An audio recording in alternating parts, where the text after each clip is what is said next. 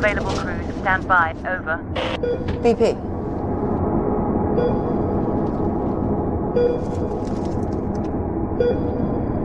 What's your status, 198? Over. Beth. Oh, shit. What's happening? 198, you read. Over.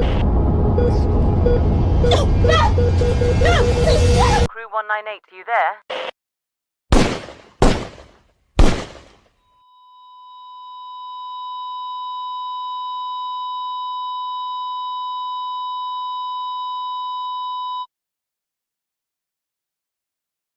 I mean, for America, this is incredibly relevant, the idea of it. And talk a little bit about why you felt like this was a subject matter you wanted to tackle, why you felt like, the relevancy needed the twist it had, kind of idea. What do you feel about where you're at with the societal aspect of this?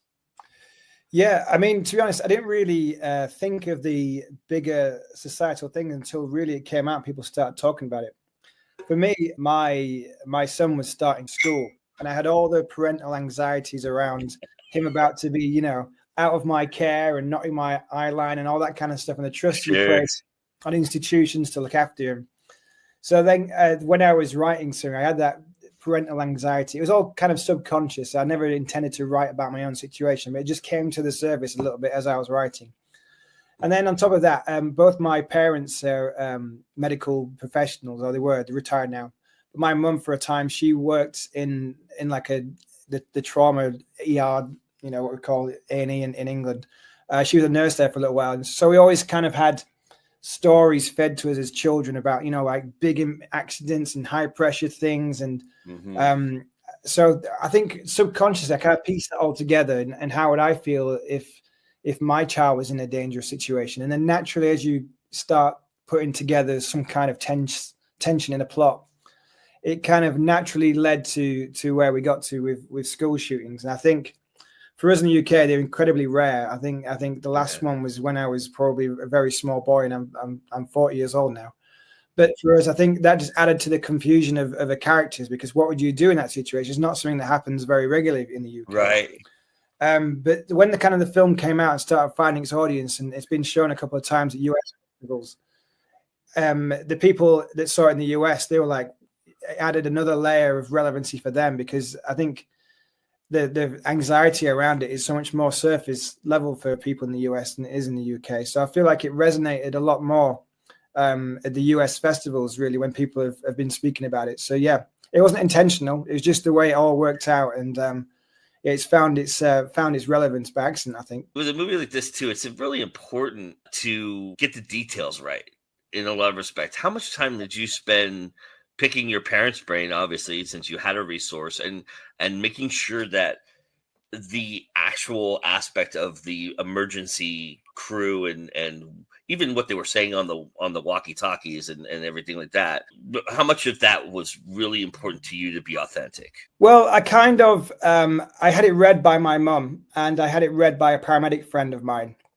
and we also had medical advisors on the set, but I was conscious of it not being too accurate to the point where it kind of takes the drama out. I think it was a fine line between, getting authenticity, but keeping the tension there as well. So it was very kind of a balancing act, to be honest, but I got just enough terminology and just enough of the accuracy, I think, without it being too, bogged down in medical speak. Plus, that's got to be tough for actors to kind of grasp too, right? Because there's a lot of like little acronyms and things like that, I would imagine. Yeah, we did. Kevin and Alan were our two medical guys on set, and we were constantly checking everything with them about the terminology and how you would hold the instruments and who would do what and how you can put masks on people. It needed to look like they knew what they were doing, particularly with Genevieve's character, Beth, who's a very seasoned professional. So we had to have her, going through a lot of the motions and walking her through certain things to do. But she found it very natural. I think she's done similar things before. So she was right up to speed. What did the actors give to this that you didn't expect from what you had written? The character of Beth actually started off much more softer and maternal. When the character that Kaya plays, Joe, when she was kind of finding her feet, Beth was much more holding her hand, saying, look, you know, we can do this together. Yeah. Remember your training. But then when Genevieve gave her spin, and we talked about it before we started shooting, she was like, I think she's icy. I think you want kind of the ending to almost kind of, you see it coming a bit just because how she is with everybody else. So you have to think that she's capable of doing what she does.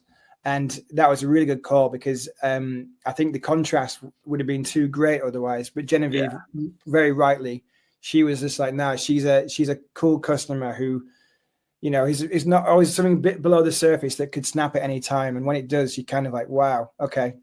The challenges of this takes place in one tiny confined space. Talk about the challenges of creating that. Did you have a lot of prep to kind of figure out what you were going to do and how you were going to shoot it? I mean, you really only shoot it one way. And so were you kind of like, okay, we're going to set it here and just go? Or did you have designs to kind of roam around or figure out if you could move around a little bit more?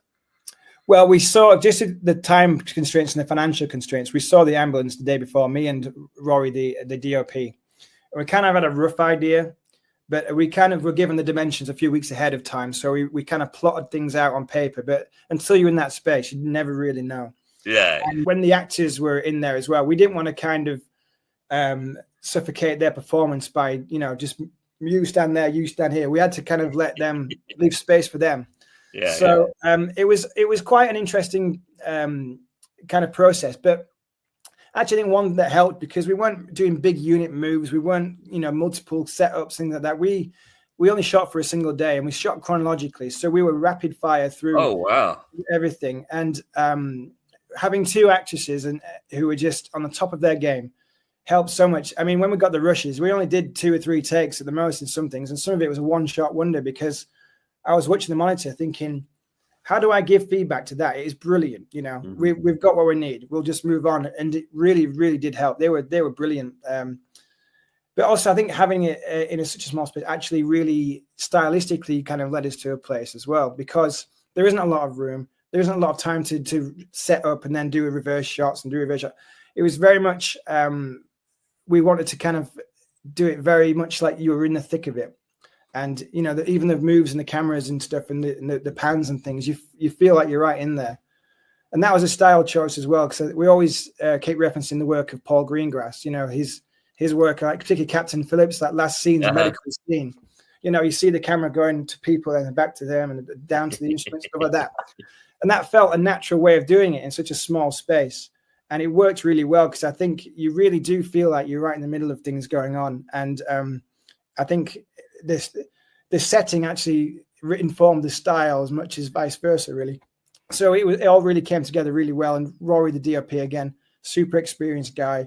He brought a lot of to the table as well. And we kind of worked it all out. Making sure that the daylight probably helped create an atmosphere too, but making sure that the lighting is perfect there too. And I mean, the sound, I would imagine that's a big tin box. So I would imagine that your sound guy was like, oh.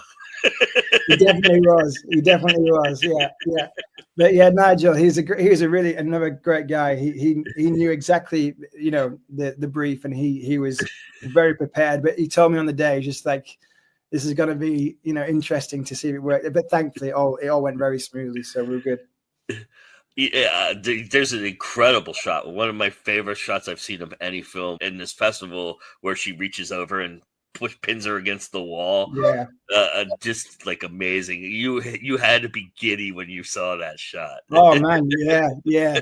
That was the only shot that I did a couple of times, but not because they needed to do it a couple of times, but just because I was like, wow, I want to see that again.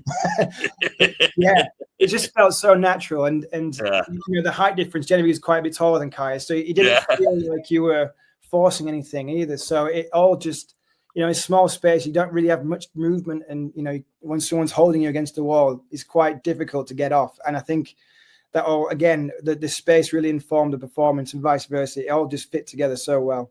What is it about short films that you're enjoying? What do you like about creating from a short film perspective? Because you do this for a living. You do mostly like commercial work and stuff like that, right? Yeah, I do. Yeah. I think with commercials, you're always kind of trying to fit the most in the shortest amount of time. Yeah.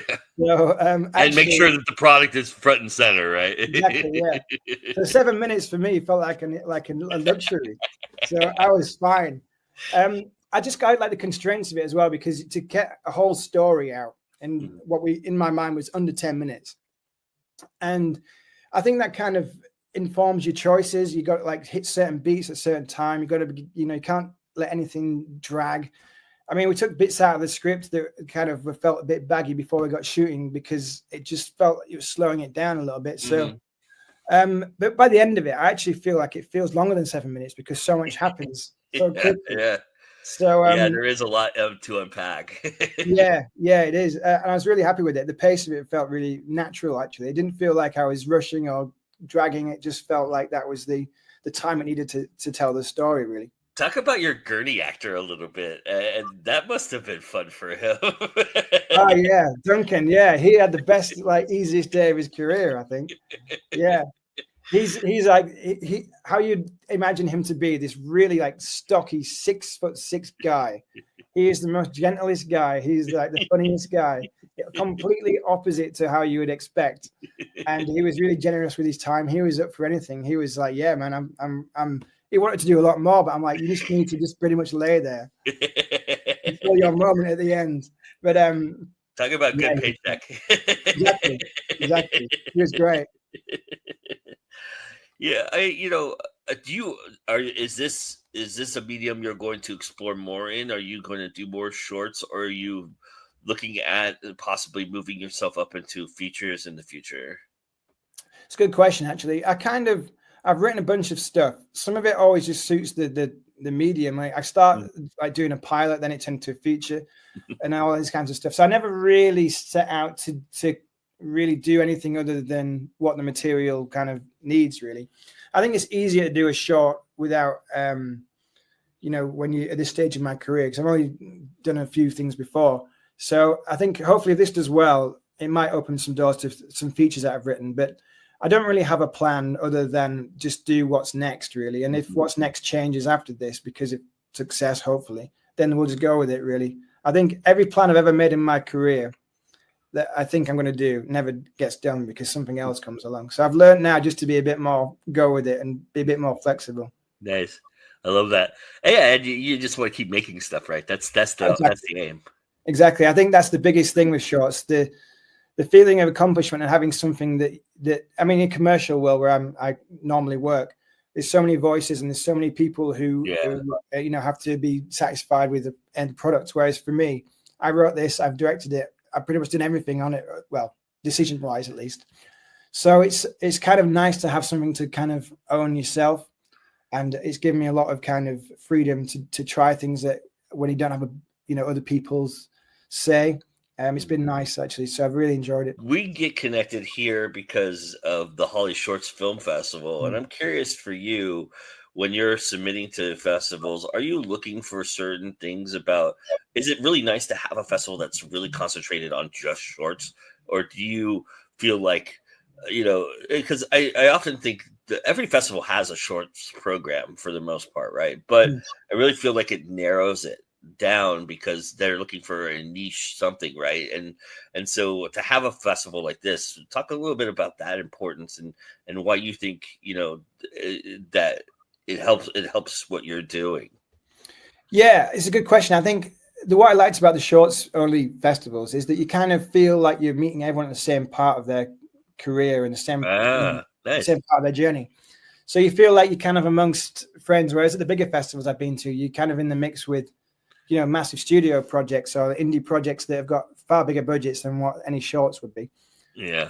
So there's pros and cons. They're both good in their own way, but I feel like people are looking for certain things in shorts festivals, and I feel like the people who are watching, I think, a bit more kind of switched on to shorts. I think so. There's probably a benefit for that, but I think for me, I kind of don't really go into it looking for like the competition element or anything like that. I just go there because I feel like amongst like-minded people where I can just chat about the most random movies that I've seen, and people would know exactly what I'm talking about without like staring into space and going, "Oh, that's nice." You know, you feel like this is my people when you yeah. You find your tribe, right? Yeah, exactly. So that's what I really love about these kind of festivals. And I haven't been to Hollyshorts before. This is my first go, so I'm really looking forward to it. Is it even nicer? Is it even sweeter that it's in your backyard? Yeah, exactly. I think it's in the second year of doing it this time, so I feel like I've hit the jackpot. You know, you touched on it a little bit, Johnny, but I am curious. You know, being an independent filmmaker, what does that mean to you? What do you love about independent film? I just feel like the way that people use independent film is, you feel like it's their voice. Right? Every time I see an independent film, I'm like, I get it. I get what you're trying to say. I get what you're trying to do with it. Whereas you feel like, this is not from experience, just my perception. The bigger that you are in terms of the film, the more I feel like you've got to please a lot of people and the quadrant of audiences and stuff like that.